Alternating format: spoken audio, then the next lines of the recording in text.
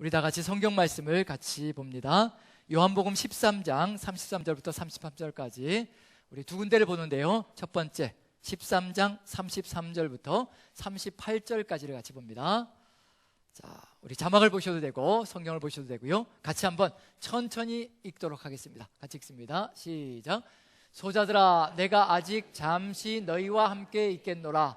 너희가 나를 찾을 터이니냐? 그러나 일찍 내가 유대인들에게 너희는 나의 가는 곳에 올 수 없다고 말한 것과 같이 지금 너희에게도 이르노라. 새 계명을 너희에게 주노니 서로 사랑하라. 내가 너희를 사랑한 것 같이 너희도 서로 사랑하라. 너희가 서로 사랑하면 이로써 모든 사람이 너희가 내 제자인 줄 알리라. 시몬 베드로가 가로되 주여 어디로 가시나이까? 예수께서 대답하시되 나의 가는 곳에 내가 지금은 따라올 수 없으나 후에는 따라오리라. 베드로가 가로되 주여 내가 지금은 어찌하여 따를 수 없나이까? 주를 위하여 내 목숨을 버리겠나이다. 예수께서 대답하시되 내가 나를 위하여 내 목숨을 버리겠느냐? 내가 진실로 진실로 내게 이르노니 다구일기 전에 내가 3번 나를 부인하리라. 아멘. 자, 요한복음 18장 25절부터 27절까지 같이 읽습니다. 시작. 서서 불을 쬐더니 사람들이 묻되 너도 그 제자 중 하나가 아니냐? 베드로가 부인하여 가로되 나는 아니라 하니 대제사장의 종 하나는 베드로에게 귀를 베어 버리운 사람의 일가라. 가로되 내가 그 사람과 함께 동산에 있던 것을 내가 보지 아니하였느냐? 이에 베드로가 또 부인하니 곧 닭이 울더라. 아멘. 좀 안타까운 내용이 오늘 설교의 내용으로 들어가 있습니다. 안타까운 내용은 베드로가 예수님께서 예고하신 대로 3번 나를 부인할 것이다 라는 예고대로 그대로 똑같이 3번을 부인하고 다구일기 전에 3번을 부인하는 안타까운 일이 벌어지고 있는 중입니다. 이러한 삶이 우리의 삶 속에서 벌어진다면 얼마나 안타까울 것인가, 그런 것들을 이제 돌아보면서 하나님의 뜻이 어디에 있는가를 한번 살펴볼 필요가 있을 것 같습니다. 자, 우리가 오늘 주일 예배로 만났는데요, 저번 주까지 저희가 나누었던 내용이 무엇이 마감이 되어졌던가요? 마무리되어진 게 뭔가요? 저번 주까지? 이 정도 질문을 할 수가 있겠죠? 저번 주까지 마무리되어진 것이 뭘까요? 십자가의 길이죠. 십자가의 길. 십자가의 길이 마무리되어졌는데, 마무리되어졌다는 건 이제 끝났다는 얘기인가요? 아니면 이제 출발이라는 얘기인가요? 십자가의 내용에 대해서 배웠으니까 이제 해야 될 일은 뭐냐면 배운 것을 삶으로 실천해내는 것이 우리에게 주어진 소명일 겁니다. 그래서 아는 것은 무엇으로 연결되어져야 되냐면요, 실천으로 연결되어져야 된다는 것이 분명히 우리에게 필요합니다. 자, 진정한 삶은 무엇이냐면요, 아는데 실천하지 않는다면 아는 것이 아니라는 것은 분명합니다. 아는 것은 무엇이 이루어질 때 아는 것이냐면요, 진정으로 아는 것은 실천까지 이루어질 때 아는 것이 실천이 된다는 얘기거든요. 자, 그래서 그 구체적인 내용이 히브리어 원어에도 알다라는 단어가 히브리어로 야다라는 단어입니다. 야다. 들어보신 적 있으시죠? 야다라는 단어가 알다라는 단어인데, 가장 처음으로 이 야다가 나오는 것이 어디냐면요, 아담이 하와와 동침함에 하와가 임신하고 가인을 낳았다라고 하는 것에 이 야다라는 단어, 알다라는 단어가 들어갑니다. 아담이 하와와 동침함에, 그 동침하다라는 단어가 히브리어 원어로 야다인 거예요. 야다라는 얘기 뭐냐? 알다라는 얘기입니다. 원래 원어대로 번역하면 어떻게 되냐면요, 아담이 하와를 알매 하와가 임신하고 가인을 낳았다라고 번역해 줘야 되거든요. 그런데 그 알다라는 단어를 동침하다라고 번역하고 있습니다. 그 얘기는 뭐냐면요, 이 아는 것은 어디까지가 아는 것인가, 체험적으로 실천적으로 이루어지는 것이 바로 알다라는 겁니다. 즉 동침하는 그런 실천의 삶까지 이루어질 때 그 다음에 뭐가 일어난다는 얘기냐면요, 가인이 탄생되어지는 열매까지 나타난다는 얘기입니다. 진정으로 체험적으로 알 때 열매까지 가는 역사가 펼쳐진다는 얘기거든요. 우리의 삶 속에서 역시 마찬가지입니다. 정말 십자가의 삶을 알았다면요, 이제 뭐가 이루어져야 되냐면요, 헌신과 섬김과 낮아짐의 삶이 우리의 삶 속에서 이루어져야 될 것이고요, 그걸 통해서 결국 마침내는 예수님처럼 생명까지 다 내어주는 그 헌신을 통하여서, 희생을 통하여서 결국은 열매가 삶으로 맺혀지는 것, 우리의 삶 속에서 그런 일이 벌어질 때 진정한 삶이 이루어지는 겁니다. 자, 쉬울까요? 어려울까요? 십자가를 지고 가는 것 절대로 쉽지 않다는 거 우리도 인정하고 있고 알고 있잖아요. 그래서 예수님도 이것은 우리에게 정확하게 알고 있다는 것을 알려주십니다. 예수님도 우리가 십자가의 길을 걸어가면서 얼마나 힘겹고 어려울 것인가, 얼마나 고통스러울 것인가 이미 다 아시고 계시거든요. 모르시는 분이라면 우리가 그분 앞에 무슨 기도를 올려드릴 수가 있겠냐는 얘기예요. 우리의 모든 것을 다 아시고 우리가 할 수 있는지 할 수 없는지까지도 다 아시는 분이십니다. 그래서 십자가의 길을 3단계에 걸쳐서 3번이나 예고하시면서 십자가의 길을 걸어가시면서 뭘 하시느냐면요, 계속해서 제자들을 가르치십니다. 한두 번이 아니고 몇 번인가요? 몇 번을 가르치신 건가요? 3번을 가르쳤다는 얘기 뭐냐면요, 인간의 결심과 결단이 일어날 때까지 가르치셨다는 겁니다. 그 3번은 상징적인 의미를 가지고 있는 거고요. 우리의 삶 속에서는요, 4번, 5번, 10번, 20번, 100번도 될 수가 있습니다. 우리의 삶 속에 결단이 일어나지 않는다면요, 우리 주님께서는요 100번, 수백 번이라도 우리를 끊임없이 가르치실 겁니다. 말씀을 듣게 하시고 또 듣게 하시고. 지금 우리가 주일 예배에서 말씀을 들은 것이 몇 번인가요? 우리의 인생길 속에서 한번 생각해 보시죠. 그렇죠. 말씀은 누구의 말씀인가요? 목사의 말이 아니라 누구의 말인가요? 하나님의 말씀인 거죠. 그걸 주일 예배 때 몇 번을 들으셨나요? 수요 예배는 치지도 않겠습니다. 새벽 기도도 치지 않을 테니까 주일만으로 몇 번인가? 1년에 몇 번인가요? 1년에 52번이고요. 그 다음에 10년이면 520번. 수백 번을 우리는 말씀을 듣고 또 듣고 또 듣는 겁니다. 말씀을 듣고 또 듣고 또 듣는 건 뭐냐면 새기기 위해서고요, 그 길을 걸어가기 위해서입니다. 예수님께서도 제자들에게 결심과 결단이 일어날 때까지 3번을 끊임없이 가르치셨습니다. 딴짓하면 가르치고요, 또 딴짓하면 가르치시고요. 십자가의 길이다, 십자가의 길이어야만 한다. 이 길 밖에는 세상을 바꾸는 길이 없고 이 길 밖에는 하나님 나라 이룰 수 있는 길이 없다라는 것을 알려주시며 끊임없이 가르치시는 겁니다. 그런데도 가르침을 받은 다음에도 된다고 생각하실까요? 안 된다고 생각하실까요? 예, 그걸 어디에서 할 수 있냐면요, 예루살렘의 3단계를 거쳐가면서 그렇게 가르치시고 예루살렘까지 데려오셨는데도 예수님은 아십니다. 안 된다, 너희들 안 된다. 이미 다 인간이 어떤 존재인지 아시고 계시는 겁니다. 인간의 작심, 결심이 얼마나 오래 가는지, 얼마나 짧은지까지도 다 아시고 계시는 분입니다. 오늘 본문의 말씀을 다시 한번 봅니다. 13장, 요한복음 13장이요 36절부터 한번 보죠. 예수님께서는 우리가 이렇게 될 것이라는 거, 제자들이 이렇게 될 것이라는 걸 이미 아시고 계셨다는 겁니다. 자, 13장 36절부터 한번 같이 보죠. 자, 36절 같이 읽습니다. 시작. 시몬 베드로가 가로되 주여 어디로 가시나이까? 예수께서 대답하시되 나의 가는 곳에 내가 지금은 따라올 수 없으나 후에는 따라오리라. 지금 예루살렘에서 가르치고 계시는 중인 거예요. 예루살렘에서 마지막 시간을 보내고 계시는 중입니다. 뭐가 끝나느냐면요, 십자가의 길 3단계 갈릴리부터 예루살렘까지 오는 교육의 과정이 다 끝난 겁니다.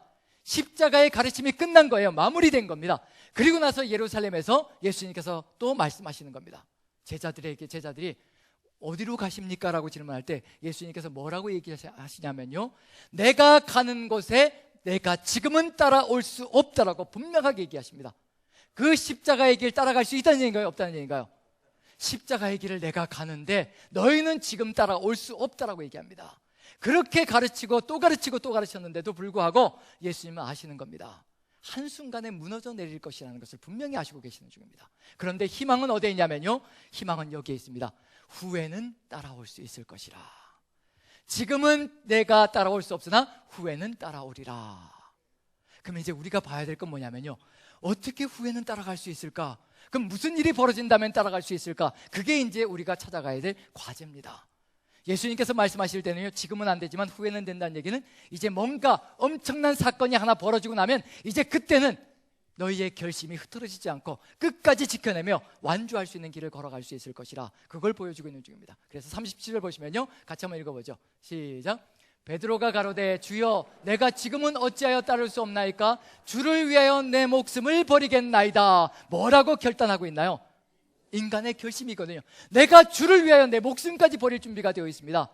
십자가의 길 걸어오면서 3번씩이나 가르쳤고, 그리고 주님께서 가르치신 이유가 무엇인지, 십자가가 어떤 의미를 가지고 있는지 이미 배웠거든요. 그래서 베드로가 결단하는 겁니다. 내가 주를 위하여 목숨을 버리겠습니다. 이게 우리의 결단과 얼마나 비슷한가요? 우리도 끊임없이 주를 위하여 우리 목숨 바치겠다라고, 내 모든 것 다 내어놓겠다라고 얼마나 많이 주님 앞에 고백했던가요?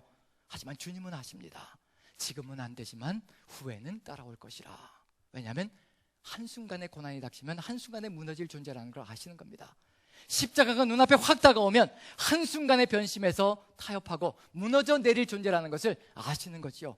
우리도 인생길 살아오면서 정말 주님만을 위해서 살겠습니다라고 결단하며 살아온 삶 속에 고난이 훅 밀어닥치면 언제 그랬냐는 듯이 세상과 손을 탁 잡고 타협하며 무너질 때가 얼마나 많았던가요? 지금 제자들의 모습도 그와 똑같다는 겁니다. 예수님이 아신다는 겁니다. 내가 십자가 질 때 아무도 남아있지 않을 것이라 아신다는 얘기거든요. 그러면 어떻게 이런 일들이 다르게 변화될 수 있을 것인가? 38절 같이 한번 읽어보죠. 같이 읽습니다. 시작. 예수께서 대답하시되 내가 나를 위하여 내 목숨을 버리겠느냐? 내가 진실로 진실로 내게 이르노니 다구일기 전에 내가 3번 나를 부인하리라. 이것까지 더 정확하게 하십니다. 네가 3번까지 나를 부인할 것이라. 목숨을 버리겠느냐? 아니라 아직 준비가 되어지지 않았다는 것을 분명히 인식하고 계시고 아시고 계신다는 겁니다. 그러면 이제 우리가 찾아가야 될 해답은 뭐냐면요, 왜 지금은 안 되는데 후회는 된다고 하시는 걸까? 그럼 후회는 무슨 일이 벌어진 다음일까? 우리가 그것도 우리 가슴 속에 새긴다면 우리도 누구처럼요, 지금은 따라갈 수 없지만 후회는 따라올 수 있다고 말씀하신 것처럼 우리도 주님의 뒤를 따라갈 수 있는 그런 결단을 가지고 설 수 있는 존재가 될 수 있을 것이라, 이제 그걸 찾아가는 것이 우리의 사명 속에 들어가 있을 겁니다. 한 가지 예를 들어서요, 한 가지 우리 실제 삶의 이야기를 들어서 그 길이 어디에 있는가 미리 한번 살펴보고요, 우리가 성경 속에 들어가서 한번 확증을 받아봐야 될 것 같습니다. 자, 우리와 똑같은 성정을 가진 분이신데 우리 시대에 순교의 사명을 감당했던 분이 한 분 있습니다. 물론 여러 명의 순교자들이 있지만, 많은 순교자들이 있지만 특별히 우리 창원시와 밀접한 연관을 가지고 계신 분이라서 그분의 이야기를 같이 나눠봅니다. 자, 누구신가요? 예, 창원시 웅천읍이 고향이신 주기철 목사님. 진해구에 뭐가 있느냐면, 창원시 진해구에 기념하는 뭐가 있나요? 주기철 목사님 순교 기념관이 있습니다. 가보신 분들도 계시죠? 네, 저는 아직 가보지 못했는데 가보신 분들도 계실 겁니다. 물론 그 기념은 주기철 목사님을 기념하는 것이 아니라, 반드시 그렇게 되어서는 안 됩니다. 주기철 목사님을 기념하는 것이 아니라 그의 순교의 정신을 기리는 겁니다. 예수 그리스도만을 위하여 자신의 목숨을 내어 던졌던 그 정신을 기리는 겁니다. 우리도 그 정신을 따라가자는 그런 의미가 들어가 있고요. 주기철 목사님이 순교하기 전에 자신을 위하여 어떤 것도 기념하지 말라라고 분명히 얘기했거든요. 제가 저번 주에 서쪽 하늘 붉은 노을이라는 책을 읽으면서 주기철 목사님의 일대기와 더불어서 그 일대기를 이제 낱낱이 막내 아들로서 살펴본 주강조 장로님이라는 분이 있습니다. 주기철 목사님이 막내 넷째 아들인데, 주기철 목사님이 살아오시면서 순교의 과정들을 어떻게 거쳐갔는지 그걸 지켜본 사람입니다. 그 간증과 고백들도 그 안에 다 그 책 속에 들어가 있습니다. 한번 읽어볼 만한, 그래서 우리 자신을 돌아볼 만한 그런 내용이 아닌가라는 생각이 들어서 한번 소개해드립니다. 자, 그 내용 속에 그 막내 아들이 주기철 목사님을 보았는데요, 저는 어떤 생각을 했느냐면요, 주기철 목사님에 대한 이야기를 들었을 때, 순교의 사명을 감당했다는 이야기를 들었을 때 저는 저하고 다른 인생이다라고 생각했습니다. 저는 육체적으로도 약하고 그리고 영적으로도 미련한 부분들이 상당히 많이 있거든요. 육체적으로 특히 약해서 어떤 생각이 들 때가 많으냐면요, 만약에 일제시대라면 물고문 한번 딱 제 얼굴을 탁 물속에다 집어넣고 한 1분 동안 그냥 눌러가지고 그리고 나서 끄집어낸다면 제가 어떤 생각을 하게 될까? 거기에 덧붙여서 또 고춧가루를 물에 타가지고 코에다 부어대고 전기고문을 해대고 이러면 어디까지 견뎌낼 수 있을까라는 그런 고민을 할 때가 참 많거든요. 그리고 주기철 목사님이 그 모든 것들을 다 이겨내고 극복하고 마지막까지 십자가의 길을 완주하고 순교자의 사명을 감당해내었다는 점에서 저는 뭐라고 생각하냐면요, 저하고는 다른 인생일 것이라. 투철한 의지를 가지고 있고 강력한 신념을, 확신을 가지고 있고 거기에 덧붙여서 강철 같은 체력을 가지고 있을 것이라, 모든 고민들을 다 이겨내고 승리할 수 있는 분이었기 때문에 그런 분이었을 것이라 그렇게 생각하고 있었거든요. 그런데 이 책을 읽으면서 싹 사라졌습니다. 어쩌면 저하고 그렇게 똑같은 분이신지, 육체적으로도 정말 나약하기 그지없었고 연약하기 그지없었고요, 이 정신적으로도 저와 다를 바가 없는 그런 분이었다는 거. 그래서 읽으면서 어떤 내용이 나오냐면요, 3차례나 3차례나 이미 옥고를 치렀고요, 3차례나 감옥 속에 들어가서 모진 고문을 받고 이제 추록이 되어서 이제 나왔는데, 4번째로 끊임없이 계속해서 신사참배를 거부하니까 결국 4번째로 이제 또 감옥에 갇히는 역사가 펼쳐지는데요, 그때 아침을 뜨려고, 조반을 뜨려고 이제 숟가락을 뜨는데, 첫 술을 뜨는데 갑자기 일본 형사들이 들이닥쳐서 주목사, 밥 먹을 자격 없어, 우리가 당신 먹을 밥을 다 준비해놨으니까 가서 맛 좀 보라고 하고 큰 소리 치면서 들이닥친 겁니다. 그러자 주목사님이 잠깐 동안요 멍하니 가만히 앉아 있다가 그리고 숟가락을 내려놓고 동쪽에 있는 방으로, 기도하는 방으로 후닥닥 달려갔다고 합니다. 그리고 그 가운데 기둥을 붙들고요, 그 아들이 본 모습입니다. 막내 아들 주강조장님이 본 모습이거든요. 그 아들이 보니까 아버지가 가운데 기둥을 붙들고 바들바들 떨고 있더라는 겁니다. 바들바들 떨면서 눈물을 펑펑 흘리면서 하나님께 기도하더라는 겁니다.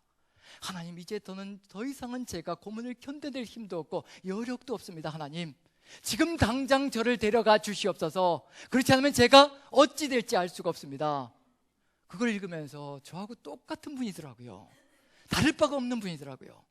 그런데 어떻게 끝까지 갈 수 있었을까? 그 아드님의 고백 속에 뭐가 들어가 있냐면요, 주목사님이 끝까지 신사참배를 거부하며 순교자의 사명을 감당할 수 있었던 것, 예수 그리스도를 향한 헌신이었다는 겁니다.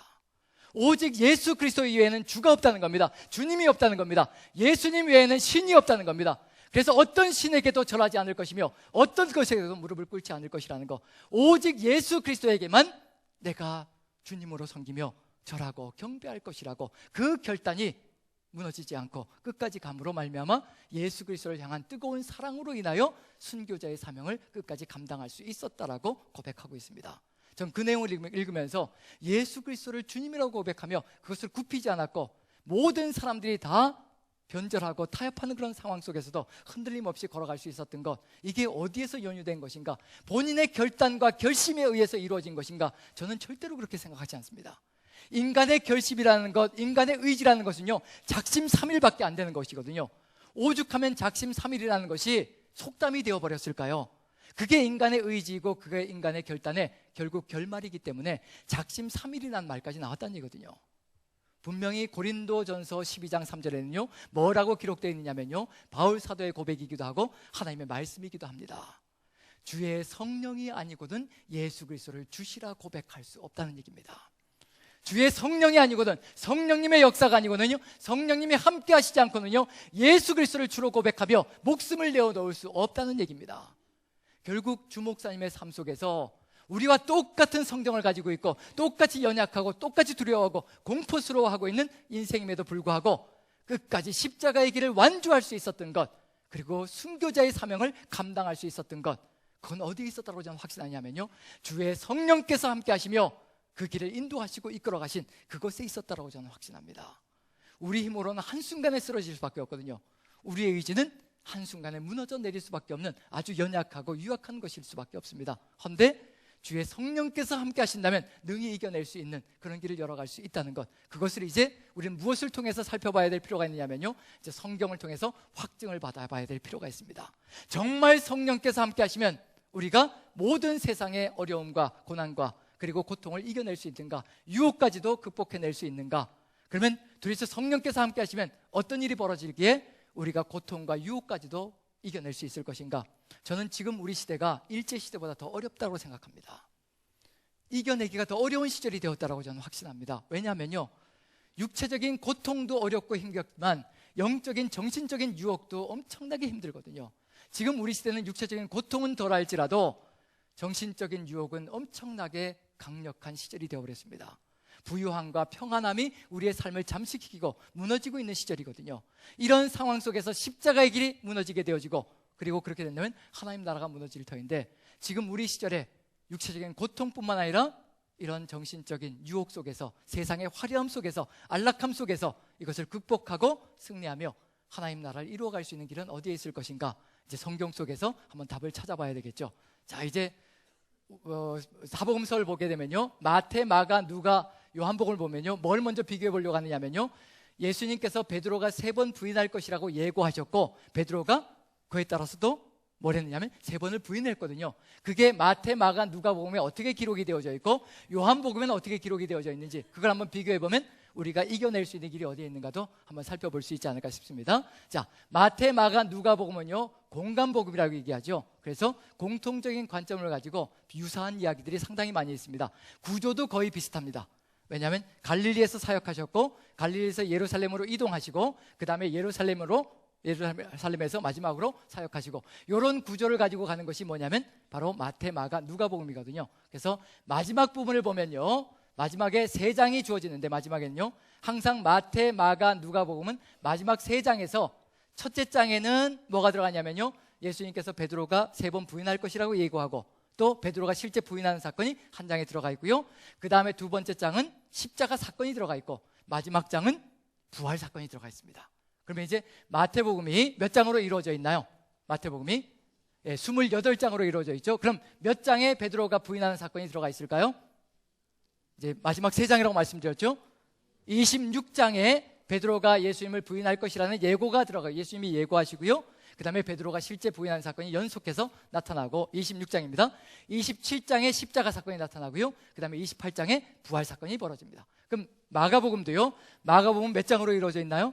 이게 여러분들의 성경 실력 테스트를 하는 겁니다. 통독을 얼마나 잘하고 계시는가? 마가복음 몇 장으로 이루어져 있죠? 모르시나요?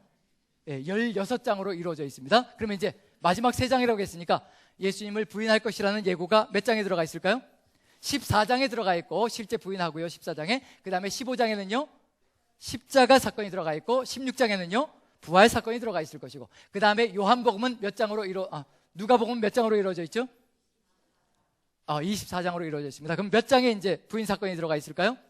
22장에 부인 사건이 들어가 있고, 그 다음에 23장은요 십자가 사건, 24장은 부활 사건. 그럼 한번 구조를 보시죠.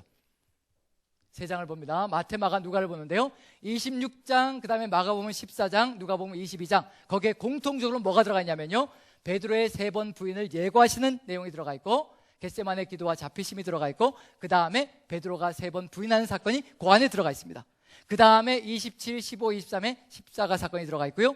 그 다음에 28, 16, 24장에 부활하심이 들어가 있습니다. 그래서 마태, 마가, 누가 보면 이와 같은 공통적인 관점을 가지고 기록되어 있습니다. 그런데 이제 우리의 목표는 어디냐면요, 요한복음입니다. 요한복음은 분명히 마태, 마가, 누가 보면요, 베드로가 3번 부인하는 예고와 베드로가 3번 부인하는 실행이 한 장 안에 다 들어가 있습니다. 분명히 보이시죠? 한 장 안에 다 들어가 있습니다. 그럼 요한복음은 어떻게 구성되어져 있는지, 요한복음은 왜 또 그렇게 구성되어져서 우리에게 주어져 있는지, 그걸 한번 살펴보면 우리가 지금 우리의 의지와 능력으로 되는 것이 아니라 무엇으로 우리가 십자가의 길을 걸어가고 완주할 수 있을 것인가, 그걸 좀 한번 살펴볼 수 있지 않을까 싶습니다. 자, 아까 우리가 본문을 읽었는데요, 요한복음 본문을 2군데 읽었죠. 그 본문을 읽은 내용 중에서요, 첫 번째 내용, 베드로가 예수님을 부인할 것이라고, 네가 나를 3번 부인할 것이라고 몇 장에 기록되어져 있나요? 13장에 기록되어져 있습니다. 그 다음에 실제로 베드로가 예수님을 부인하는 사건은 몇 장에 기록되어져 있나요? 이제 대답이 조금 느려지죠. 한번 봅니다. 다시 한번 보죠. 자, 13장을 먼저 봅니다. 한번 쭉 읽어봅니다. 같이 한번 읽어보죠. 시작. 새 계명을 너희에게 주노니 서로 사랑하라. 내가 너희를 사랑한 것 같이 너희도 서로 사랑하라. 너희가 서로 사랑하면 이로써 모든 사람이 너희가 내 제자인 줄 알리라. 시몬 베드로가 가로되 주여 어디로 가시나이까? 예수께서 대답하시되 나의 가는 곳에 내가 지금은 따라올 수 없으나 후에는 따라오리라. 베드로가 가로되 주여 내가 지금은 어찌하여 따를 수 없나이까? 주를 위하여 내 목숨을 버리겠나이다. 예수께서 대답하시되 내가 나를 위하여 내 목숨을 버리겠느냐? 내가 진실로 진실로 내게 이르노니 닭 울기 전에 내가 3번 나를 부인하리라. 3번 나를 부인한다는 내용에 있어서는 사복음서가 다 똑같습니다. 똑같은 내용을 얘기하고 있죠. 그런데 요한복음에만 들어가 있는 내용이 있습니다. 내가 지금은 따라올 수 없으나 후에는 따라오리라. 이 내용은요, 요한복음에만 들어가 있습니다. 다른 복음서에서는 절대 나오지 않는 내용입니다. 그렇다면 여기서 분명한 건 뭐냐면요, 지금은 따라올 수 없는 이유가 무엇이고 후에는 따라갈 수 있는 이유가 무엇인지 요한복음은 분명히 거기에 대한 답을 줄 겁니다. 그럼 우리에게도 소중한 이유는 뭐냐면요, 우리도 지금 십자가 지는 건 너무 어렵고 힘겹거든요. 그런데 그 십자가의 길을 당당하게 걸머지고 주님의 뒤를 따라갈 수 있는 길이 어디에 있을 것인가, 그 해답이 이 안에 있을 것이기에 우리에게도 소중한 의미를 던져주는 겁니다. 그리고 이제 그 다음에 베드로가 예수님을 3번 부인하는 사건, 지금 13장에 3번 부인할 것이라 적혀져 있고요. 그 다음에 실제로 3번 부인하는 사건 몇 장에 나와 있나요? 18장에 한번 읽어봅니다. 18장 25절부터 27절까지 같이 읽습니다. 시작. 시몬 베드로가 서서 불을 쬐더니 사람들이 묻되 너도 그 제자 중 하나가 아니냐? 베드로가 부인하여 가로되 나는 아니라 하니 대제사장의 종 하나는 베드로에게 귀를 베어 버리운 사람의 일가라. 가로되 내가 그 사람과 함께 동산에 있던 것을 내가 보지 아니하였느냐? 이에 베드로가 또 부인하니 곧 닭이 울더라. 자, 몇 장에 예고가 들어가 있고 몇 장에 실행이 들어가 있냐면요, 13장에 예고가 들어가 있고 18장에 실행이 들어가 있습니다. 한번 구조를 보시죠. 세 개, 마태, 마가, 누가복음서와요 요한복음을 비교해보면 이런 차이점이 있습니다. 자, 마태, 마가, 누가복음은요 26장, 14장, 22장 이 한 장 안에 3번 부인 예고가 들어가 있고요, 연속해서 베드로가 3번 부인하는 사건이 한 장 안에 다 들어가 있습니다. 그런데 요한복음은 유독 2개로 나뉘어집니다. 13장에 부인한다는 예고가 들어가 있고요, 18장에 베드로의 3번의 부인 사건이 들어가 있습니다. 그리고 가운데 몇 장부터 몇 장까지가 들어가 있나요? 14장부터 17장까지가 그 가운데 들어가 있습니다. 그럼 분명히 14장부터 17장까지에 뭐가 들어가 있을 것이냐면요, 뭐를 기대해 봐야 될 필요가 있냐면요, 지금은 따라올 수 없으나 후에는 따라올 것이라, 후에는 이 사건이 벌어지고 나면, 즉 14장부터 17장까지에 나와 있는 이 사건이 너희들의 삶 속에 펼쳐지고 나면 충분히 나를 따라올 수 있는 길이 열려질 것이라. 그게 바로 요한복음의 14장부터 17장까지의 의미라는 겁니다. 요한복음의 14장부터 17장까지 나와 있는 내용은요, 다른 복음서에 단 한 줄도 나와 있지 않은 내용입니다. 어디에만 나오는 내용이냐면요, 요한복음에만 나오는 내용입니다. 그래서 요한복음의 특징을 뭐라고 얘기하면 되냐면요, 14장부터 17장까지가 바로 요한복음이 얘기하고자 하는 본질적인 의미입니다라고 생각하시면 되는 겁니다. 자, 그럼 이제 지금은 따라올 수 없지만 후에는 따라올 수 있다. 그럼 어떤 사건이 벌어져야 따라올 수 있을까요? 주기철 목사님이 그 답을 우리에게 제시해 주고 있는 겁니다. 누구일까요? 14장부터 17장까지는 성령장입니다. 성령에 대한 이야기가 가득 들어차 있습니다. 근데 성령인데 이름도 등장하죠. 어떤 이름일까요? 보혜사 성령이라는 겁니다. 그 보혜사라는 성령의 명칭까지 기록되어져 있는 것은요, 요한복음 14장부터 17장까지에만 나오는 내용입니다. 다른 복음서 어디에도 보혜사라는 명칭은 나오지 않습니다. 그 얘기는 뭐냐면요, 함께 하시는 성령님이 어떤 분인가를 분명하게 알려주고 있는 중입니다.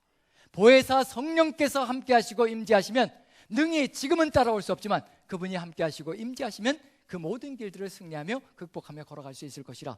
그래서 우리에게도 소중한 내용이 바로 이 안에 가득 들어차 있는 내용입니다.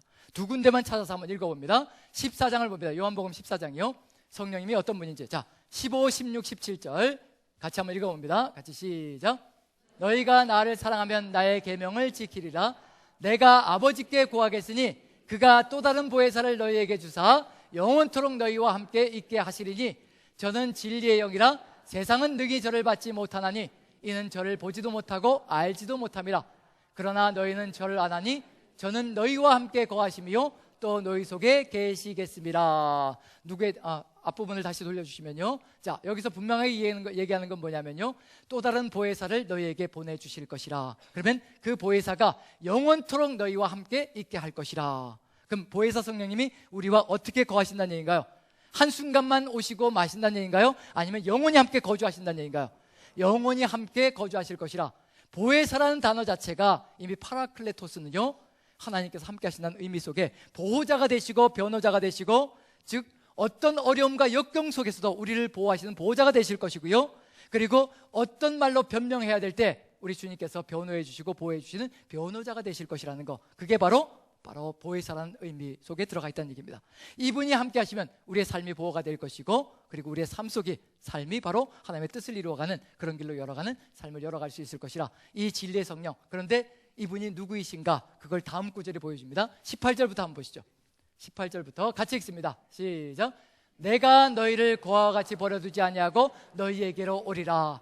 조금 있으면 세상은 다시 나를 보지 못할 터이로되 너희는 나를 버리니 이는 내가 살았고 너희도 살겠습니다. 너희를 고아와 같이 버려두지 않고 오시겠다고 말씀하십니다. 그럼 이제 분명한 건 뭐냐면요, 보혜사 성령님이 누구시냐는 얘기예요. 누구시라고 얘기하고 있는 중인가요? 예수 그리스도라는 것을 얘기하고 있는 중입니다. 내가 잠시 너희들을 승천해서 떠나지만 내가 보혜사 성령으로 너희에게 올 것이라.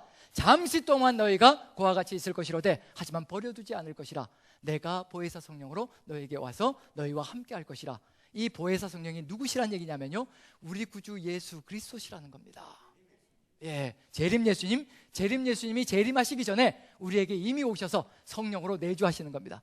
이제 재림하실 때는 세상 역사가 완전히 달라지는 역사가 펼쳐질 것이고요, 지금은 우리가 함께 하시는 보혜사 성령님, 우리 구주 예수 그리스도와 함께 이 땅을 하나님의 땅으로 바꿔나가는 것이 우리의 사명 속에 들어가 있습니다. 그래서 20절 보시면요, 같이 한번 읽어보죠. 시작.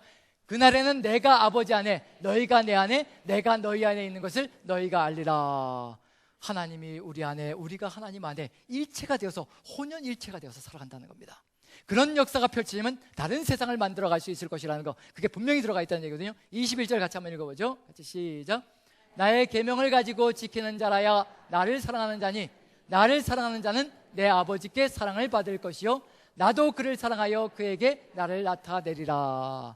예수 그리스도의 영 보혜사께서 함께 하시면 우리 안에 사랑이, 하나님을 향한 사랑이 가득 들어 찬다는 것을 분명하게 보여주고 있는 중입니다. 자, 그럼 이제 보혜사가 누구라는 것을 분명히 알았습니다. 보혜사 성령은 이만희가 아니라요, 누구시라는 얘기인가요? 우리 구주 예수 그리스도시라는 겁니다. 감히 어떻게 인생이 자기가 보혜사라고 얘기할 수 있겠냐는 얘기예요. 절대 따라갈 필요도 없습니다. 만약에 이만희가 보혜사면요, 인생 다 끝장나 버리는 겁니다. 왜냐하면 대한민국밖에 희망이 없다는 얘기예요. 이만희는 대한민국 안에밖에 있을 수가 없거든요. 하지만 우리 보혜사 성령님, 우리 구주 예수 그리스도께서는요, 무소부조하시게 모든 장소에 일시에 역사하시며 일시에 모든 사람들에게 하나님의 뜻을 증거하실 수 있는 전능하신 분이시라는 얘기입니다. 그래서 어느 누구도 비교할 수 없는 존재라는 얘기거든요. 그 보혜사 성령님이 바로 우리 구주 예수 그리스도라는 겁니다. 이 보혜사 성령님이 우리와 함께 하시면 어떻게 이런 어려움들을, 고문도 이겨내고 고난도 이겨내고 고통도 이겨내고 세상 유혹도 이겨낼 수 있을 것인가? 예수님이 우리에게 오시면 어떻게 우리가 그런 걸 이겨낼 수 있을 것인가? 그걸 한번 살펴보죠. 자, 16장을 봅니다. 요한복음 16장. 그 내용도 살펴봐야 될 필요가 있습니다. 32절 한번 같이 읽어보죠. 같이 읽습니다. 시작.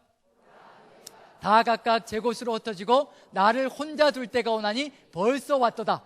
그러나 내가 혼자 있는 것이 아니라 아버지께서 나와 함께 계시니라. 제자들에게 분명히 예수님께서 말씀하십니다. 고난이 닥치고 어려움이 닥치면 너희들 다 나를 버리고 도망가 버릴 것이라. 그러나 괜찮다는 겁니다. 나는 견딜 수 있고 이길 수 있고 모든 것을 극복해내고 십자가의 길을 승리로 완주할 수 있을 것이라는 겁니다. 그 이유가 뭐라고 얘기하시나요? 누가 함께 하신다고 얘기하시나요? 하나님께서, 아버지께서 나와 함께 하신다는 겁니다. 아버지께서 나와 함께 하시면 세상 모든 사람들이 손가락질하고 조롱하고 비난하고 핍박해도 그 모든 것을 다 이겨낼 수 있다는 겁니다. 주기철 목사님의 이야기를 한번 생각해 보십시오. 그분이 수많은 사람들에게 핍박을 받았습니다. 일제에만 핍박을 받은 것이 아니라요, 신사참배를 거부하자 이제 점점 같은 목회자들도 타협해 나가기 시작합니다. 저도 일제시대에 있었다면, 살았다면요, 저도 타협하는 사람 중에 한 사람이 아니었을까라고 고민을 해보게 됩니다. 자식들이 고통 가운데 거하게 되고 자식들이 뿔뿔이 흩어지게 된다면요, 주기철 목사님의 그 순교의 사명 때문에 자식들이 뿔뿔이 흩어져서 고통 가운데 거했던 수많은 시절들이 있습니다. 물론 하나님께서 돌봐주시는 역사들이었지만요, 그 모든 것들을 감당하며 내가 걸어갈 수 있을 것인가, 정말 쉽지 않은 일이거든요. 자녀들의 문제도 있고 아내의 문제도 있고, 그리고 또 주변 목회자들도 변절하기 시작합니다. 타협하기 시작합니다. 그리고 총회에서 결정을 내렸습니다. 신사참배는 종교 의례가 아니라 국가에 대한 의례이기 때문에 이것은 전혀 신앙적으로 문제가 없다라고 선포하며 신사참배를 동의하는 일들이 벌어지기 시작했습니다. 하지만 주기철 목사님은 끝까지 반대한 겁니다. 주변 목사들도 다 돌아서기 시작하고요, 주변 사람들도 손가락질하고 조롱하기 시작하고 핍박하기 시작합니다. 그리고 심지어는 어떤 일도 벌어지냐면요, 그 목사직까지 박탈시켜 버렸습니다. 총회에서요. 당신은 우리의 뜻을 따라가지 않으니 우리와 같은 목회자로 설 수가 없다. 목사직까지 박탈시켜 버렸습니다. 그런 일들이 벌어지는 그 과정 속에서도 끝까지 견딜 수 있었던 것, 스스로의 힘으로는 절대 할 수 없다는 겁니다. 하나님께서 함께 하시고 인정해 주시고 하나님께서 옳다라고 그리고 지적해 주시고 이끌어 가신다면요, 그 모든 것들을 능히 이길 수 있는 힘이 있다는 얘기거든요. 그게 바로 우리 주님께서 보여주시는 삶의 길입니다. 모두 다 떠나가고 손가락질하고 모두 다 타협하고 변절할지라도 아버지께서 나와 함께 하시느니라. 아버지께서 손 붙들어 주시고 아버지께서 인정해 주시고 아버지께서 옳다 하시면 세상 모든 사람들이 다 돌아서도 끝까지 이겨낼 수 있는 길이 열려지는 것, 그게 바로 예수 그리스도의 삶 속에서 이미 보여주고 있는 중입니다. 거기에 덧붙여서요, 33절을 같이 한번 읽어보죠. 같이 읽습니다. 시작. 이것을 너희에게 이름은 너희로 내 안에서 평안을 누리게 하려 함이라. 세상에서는 너희가 환난을 당하나 담대하라, 내가 세상을 이겼노라 하시니라. 누가 우리와 함께 하시는 거냐면요, 세상의 모든 고난과 고통과 유혹을 이기신 그분이 우리에게 보혜사로 함께 하시는 겁니다. 세상을 이기신 그분이 우리와 함께 하신다면요, 우리도 능히 같이 이겨나갈 수 있고 헤쳐나갈 수 있고 승리할 수 있는 길로 갈 수 있다는 겁니다. 우리에게 답이 있는 것이 아닙니다.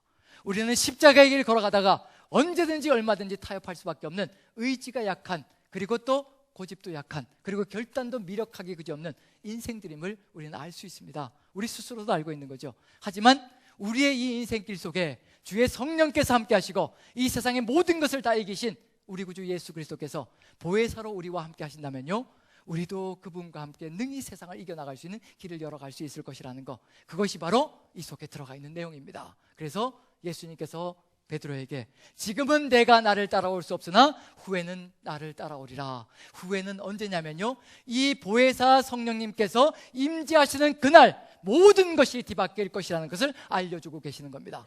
그게 어디에서 실제로 펼쳐졌냐면요, 사도행전의 역사 속에서, 사도행전 속에서 성령께서 임재하시는 역사가 펼쳐졌습니다. 그 성령이 임재하시자 그때부터 제자들이 달라지기 시작합니다. 두려워서 3번씩이나 부인했던 베드로가 뛰쳐나가서 예수 그리스도의 복음을 증거하기 시작하고요, 주님을 향하여, 주님을 위하여 모든 것을 다 쏟아붓는, 목숨까지 쏟아붓는 존재가 되기 시작합니다. 십자가에 거꾸로 달리는 것까지도 불사하는 삶을 살아갑니다. 그리고 감옥에 갇혔다가 나왔음에도 불구하고 사람들이 끌어다 놓고 더 이상 예수 그리스도의 이름으로 전파하지 말라라고 명령을 내리자 내가 하나님을 좋게 하랴 사람을 좋게 하랴, 하나님의 뜻을 따르랴 사람의 뜻을 따르랴, 끝까지 하나님의 뜻을 받들고 걸어가는 사명자로 서기 시작한다는 얘기입니다. 죽음이 바로 눈앞에 돌아올지라도 사명자의 길을 걸어갈 수 있는 것, 우리 힘으로는 절대 안 된다는 겁니다. 누가 함께 하셔야 된다는 얘기인가요? 보혜사 성령님께서 우리와 함께 하실 때 우리도 십자가의 길을 능히 지고 담대하게 걸어갈 수 있다는 겁니다. 그래서 저는 여러분들에게 부탁드립니다. 2019년이 마무리되어지고 있습니다. 2020년을 바라보고 있습니다. 2020년 우리가 하나님의 뜻을 받들어 승리하며 걸어갈 수 있는 길 단 한 가지 길밖에 없습니다. 우리의 의지는 무너질 것이고요, 우리의 결단은 언제 어느 때 타협이 될지 모르는 그런 상황 속에 살아가는 것이 우리의 삶의 모습입니다. 우리가 2020년을 아름답게 승리하는 삶으로 새해를 맞이하고 새해를 이끌어갈 수 있는 길은 우리의 간구가 달라져야 될 것입니다. 최선을 다해서 1순위로 간구해야 될 것, 분명히 예수님께서 말씀해 주셨습니다. 너희가 악할지라도 좋은 것으로 자식에게 줄 줄 알거든 하물며 하늘 아버지께서 구하는 자에게 성령을 주시지 않겠느냐.